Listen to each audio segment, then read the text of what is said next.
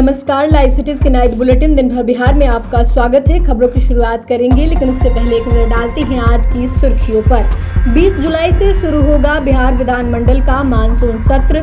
महागठबंधन में खींचतान के बीच आरजेडी ने रेखा गुप्ता को बनाया उम्मीदवार। प्रशांत किशोर की जमानत जब्त होगी, बीजेपी नेताओं ने साधा निशाना। बांकीपुर में एनडीए बहुत बड़े मार्जिन से चुनाव जीत रही, बोली जेडीयू।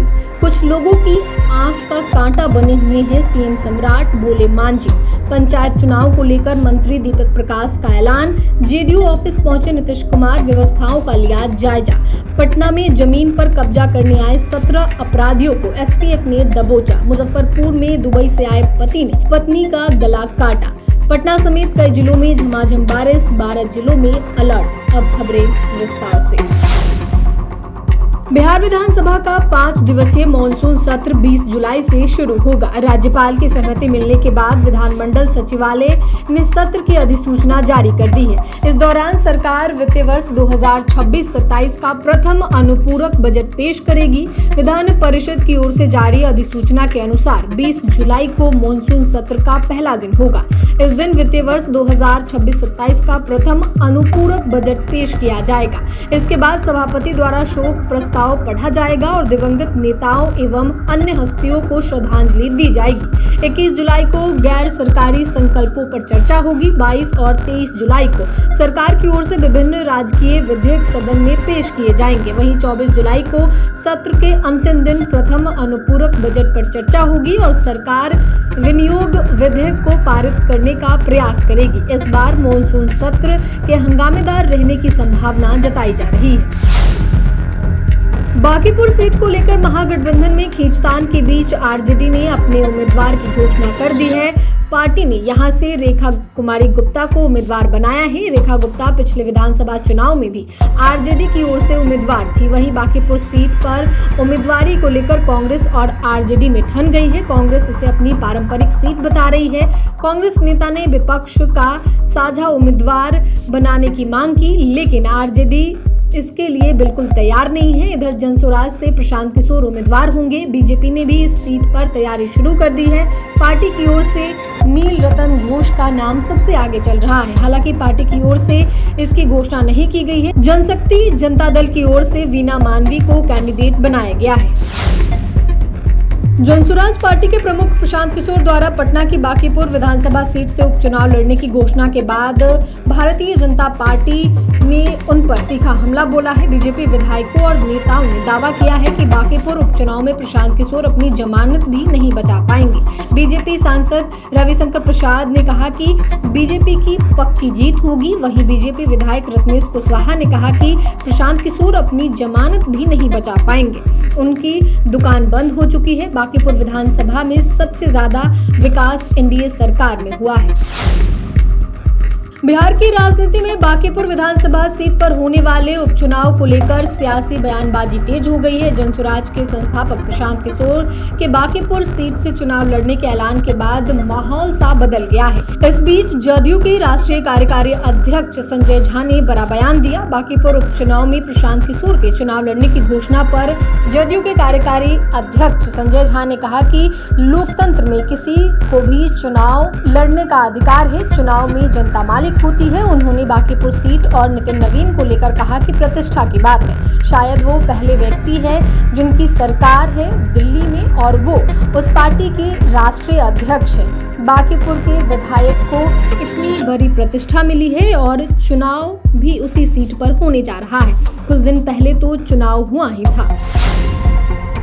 केंद्रीय मंत्री जीतन राम मांझी ने मुख्यमंत्री सम्राट चौधरी का पुरजोर समर्थन करते हुए कहा कि सम्राट चौधरी इस वक्त राजनीति में कुछ लोगों की आंखों का कांटा बने हुए हैं, इसलिए उन्हें जानबूझकर निशाना बनाया जा रहा है। मांझी ने बिहार पुलिस की हालिया कार्यप्रणाली और प्रशासनिक रवैये पर भी गंभीर विशेष सवाल उठाए। उन्होंने कहा कि सम्राट चौधरी के नेतृत्व में पुलिस की कार्रवाई को लेकर जो सवाल खड़े किए जा रहे हैं वो पूरी तरह राजनीति से प्रेरित है। आगे जीतन राम मांझी ने कहा कि दलित समाज की वर्तमान स्थिति, आज जो लोग चांद पर जा रहे हैं, लेकिन देश में दलितों के हालात अब भी जस के तस बने हुए हैं। मांझी ने कहा कि आज संसद में दलितों के हक में कोई खुलकर नहीं बोलता। सिर्फ सांसद चंद्रशेखर रावण ही सदन में दलितों की बात करते हैं।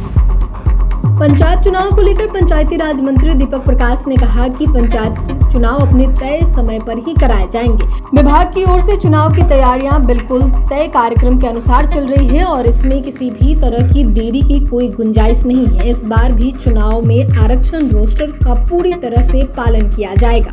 संभावित उम्मीदवार और मौजूदा प्रतिनिधियों के लिए राहत की बात यह है कि इस बार सीटों में कोई बड़ा फेरबदल देखने को नहीं मिला है। पंचायती राज मंत्री ने चुनाव से पहले होने वाले परिसीमन को लेकर भी स्थिति पूरी तरह स्पष्ट कर दी। उन्होंने साफ कहा कि इस बार चुनाव से पहले पंचायतों का कोई नया परिसीमन नहीं कराया जाएगा। इसका मतलब यह हुआ कि सभी पंचायतों और वार्डों की सीमाएं जैसे अभी है वैसे ही रहेंगी और पुरानी सीमाओं के आधार पर ही वोट डाले जाएंगे।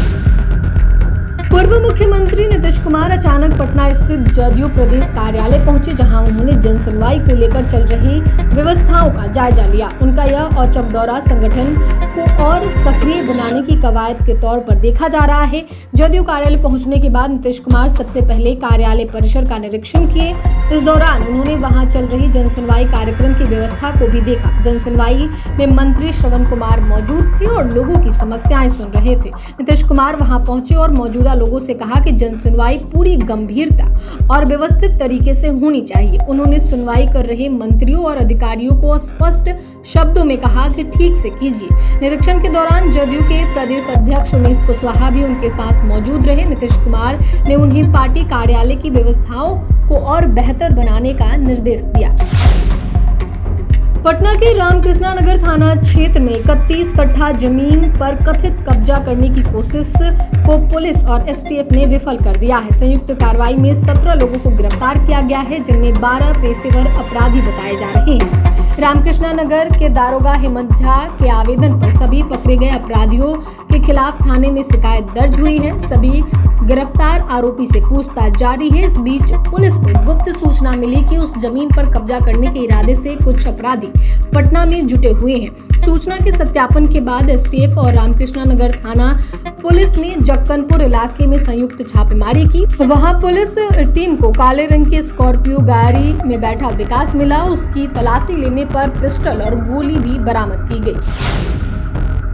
मुजफ्फरपुर में पति ने पत्नी की धारदार हथियार से गला काटकर हत्या कर दी। मृत महिला की पहचान रेखू देवी के रूप में हुई है। आरोपी पति मनोज दुबई में रहकर काम करता था। रविवार को वो दुबई से अपने ससुराल पहुंचा था। हत्या से पहले उसने पत्नी को गले में गहने पहनने को कहा। उसके बाद धारदार हथियार से उसका गला रेत कर मार डाला। वारदात को अंजाम देने के बाद मनोज कमरे की खिड़की तोड़कर भाग निकला। घटना साहेबगंज के राजेपुर थाना क्षेत्र के नवादा गांव की है। मनोज दुबई में रह के काम करता था। उसकी रीकू से 7 साल पहले शादी हुई थी। घर वालों का कहना था कि कुछ दिनों से पति पत्नी के बीच काफी विवाद चल रहा था। हत्या की सूचना मिलते ही राजेपुर थाना पुलिस मौके पर पहुंची। पुलिस ने शव को कब्जे में लेकर पोस्टमार्टम के लिए सदर अस्पताल भेज दिया।